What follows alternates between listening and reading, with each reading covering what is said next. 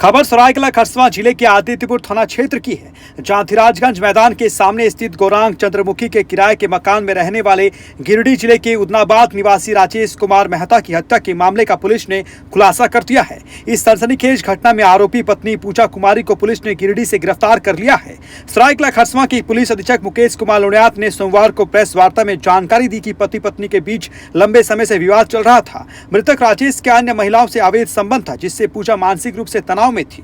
घटना मंगलवार की देर रात की है, जब राजेश सो रहा था।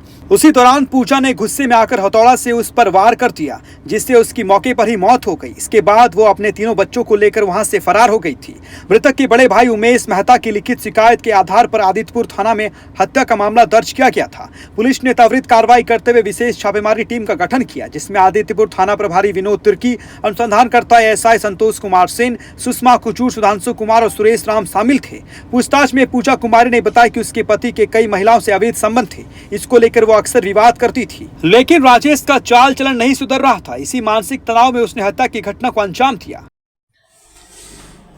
ये दिनांक 19 जुलाई को दोपहर करीब 12 बजे के आसपास आदित्यपुर थाना को ये सूचना प्राप्त हुई कि आदित्यपुर थाना अंतर्गत धीराजगंज क्षेत्र में एक बंद घर से दुर्गंध आ रही है। तो पुलिस द्वारा वहाँ जाके उसको ताला तोड़ के सत्यापन किया तो पता चला कि अंदर एक व्यक्ति की लाश गिरी हुई है। उस व्यक्ति का पहचान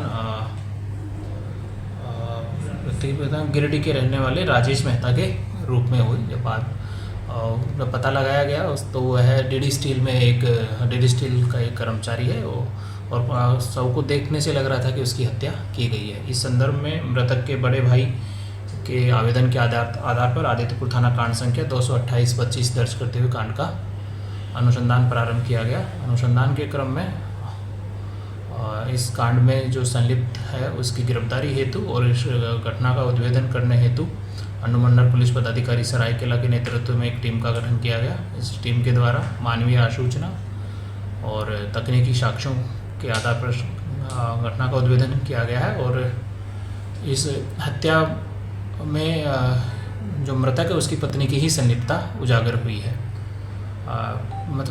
इसके बाद मृतक की पत्नी को गिरफ्तार किया गया और उससे पूछताछ करने पर उसके द्वारा इस घटना को अंजाम देने की बात स्वीकार की गई एवं बताया गया है कि उसकी शादी 2017 में हुई थी और उसके वर्तमान में 3 बच्चे हैं। शादी के बाद से ही अवैध संबंध को लेकर मृतक की पत्नी और पति में बराबर विवाद चलता रहता था और बार बार समझाने के बावजूद भी कोई सुधार नहीं हो रहा था।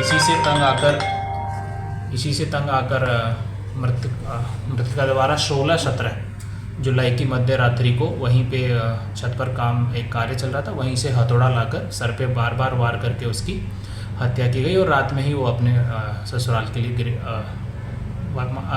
के लिए गिरिडीह प्रस्थान कर गए।